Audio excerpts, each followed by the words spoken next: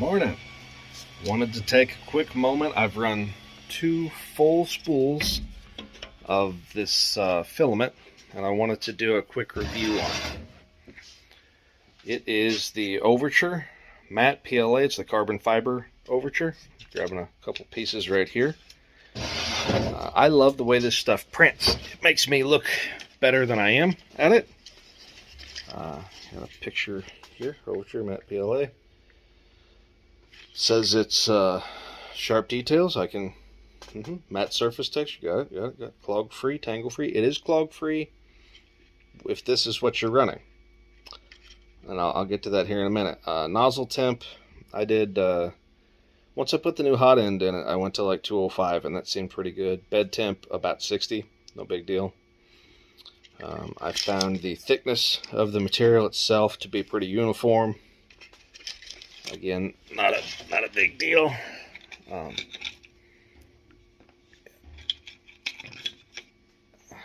printed some of the small things. I have some Z seams. I'm not perfect at this. I didn't know anything about it until about 3 months ago. This is a support structure that it printed. You can see it came out nice and pretty smooth, and the matte finish, it's almost a satin finish actually really helps, because no one can see unless you get it in just the light right that I've got seams and stuff in here that aren't perfect. But if you just look dead on it, it's so non-reflective in that aspect that it makes my work look better than what it actually is. I printed some stuff out in a gloss black the other day, and it's like, ew, okay, time for a new nozzle. And it actually was, and I'm coming to that. So carbon fiber wears out nozzles fairly quick. They're still printable, especially with the PLA that just seems to knock stuff out. But there's something about the carbon fiber, and I haven't figured out what it is yet. But it's like it leaves a partial clog inside these 0.4 millimeter nozzles. What do I mean by that? Unless you flush the entire hot end out, nozzle included, when you switch filaments, I have issues with clogging directly after I've run carbon fiber. So if I run the Overture matte PLA and I switch to eSun PLA Plus, those are the two that two of my top 3 right in there at this time.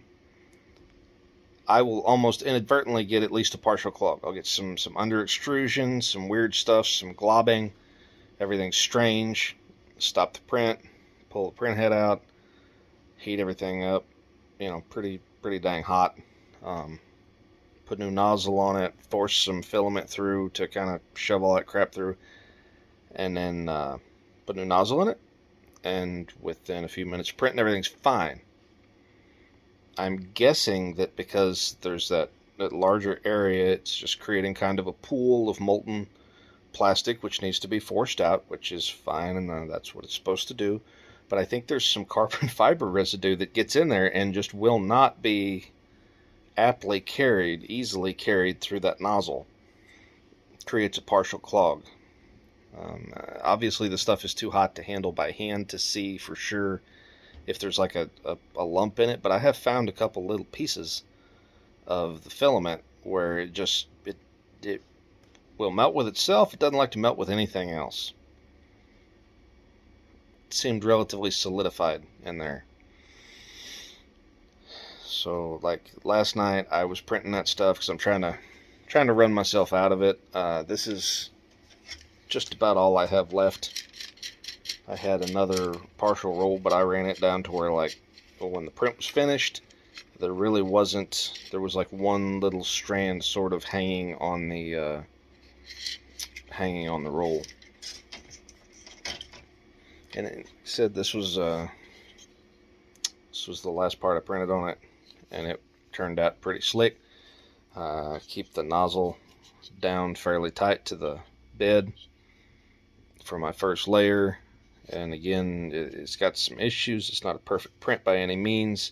Some of that's calibration, but the matte really makes things look nice. I mean, that satiny finish makes it hides defects. It's what flat paint does for cars. I like flat black paint because when it's laid out, not satin black, flat. Shine is fine, but flat's where it's at. Like the street routers, one of the reasons I like that on certain applications is you can take a car that's pretty rough and get it close. Spray some high build primer on it, put flat black on it, and the car looks pretty clean. You can get away with stuff you can't with gloss paint. Same thing goes with printing. Any of your flat prints. Now, if you look, something here. This is the eSun PLA Plus, and this is crappy lighting. But you can see it's much more shiny. You can see a lot more lines in it, things of that nature. Dang it, I'm just not going to get a good... It just shows up a lot easier. Also, my print enclosure is 6 foot tall, a little over. It's heated. Bottom of it's heated to 95 degrees Fahrenheit. It has ducting in it that allows that heat to rise from the bottom to the top. The bottom serves as sort of a print dryer, or a filament dryer.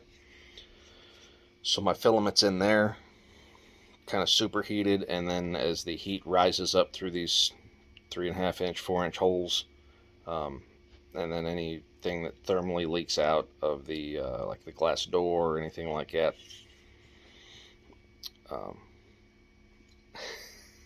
This stuff's cold, so like today, I bring this outside. It's already outside. Excuse me. It's sitting on the bench. There are days when it's below freezing in here when I get out. If I don't start the wood stove, it stays cold. A lot of you guys don't have this issue, but I will tell you, if you have something that's fairly tall, low wall thickness, whatever, and it falls, like for me, it falls off a bench or a desk, or I drop it when I'm carrying it out to the toolbox or something, it'll shatter. Pieces will break off. Really easy. The carbon fiber makes an excellent print as far as pretty. It's very, very rigid. And as such, with that rigidity, it actually makes it more fragile. Plastics that are used for a lot of these things, you can see it just has, I'm pushing fairly hard because I don't want to break it, but whereas like the PLA Plus is a little more, just a touch of flex. You gotta have a touch of flex. Aluminum has a touch of flex. That's why it's tough in certain applications. The rigidity of this is actually so much that it takes away from its overall strength, because it will break instead of bend. Anytime that it has the opportunity to bend and it's cold, this stuff will shatter. Just crack, break, delaminate. And I've turned up layers, I've turned down fans, and it works to a certain extent to try and get this stuff to adhere a little better to itself. But like this has 4 walls, it had a Z-seam shift, a Z-axis shift in it. I still don't particularly know why. Probably my fault. And I tried to, stick something in it and just pop it loose to get the project built for the concept and kind of make sure everything worked. But with that heat turned up so high to try and make this a little less fragile, to kind of get a little more layer bonding on this particular stuff, the supports and the infill does not come loose. I mean, I'm down to, like, I'll take that scraper that came with my ender, or or a hunting knife or razor blade or something, and I'm in there tapping on it with a little hammer, like ding ding ding, trying to chisel this stuff out. That's not okay. That's a bit much. So it's pretty. It's great for certain things. If you do finally get it to where it's not rigid, you can't hardly get your not as fragile, where it's just really layer adhesion excellent, you pretty much have to mill out what you don't want in there. I mean, you see these little notches there are supposed to come loose, and you can also see where I've pried and beat and tried to get it out. You can see down here where I've pried and beat and tried to get that out. Some of the stuff I use that little Dremel tool, that rotary tool on. This stuff, I haven't found a comfort zone where I'm really happy with it. And that being said, I probably won't buy any more of it. I'm going to just kind of, if I buy any more PLA, it'll be regular PLA. Something that's not quite as hard on parts. Like I said, I like a lot about it. It wears out nozzles quick. It screws up a lot of stuff. So, excellent in the correct application. I really wanted the carbon fiber for the toughness.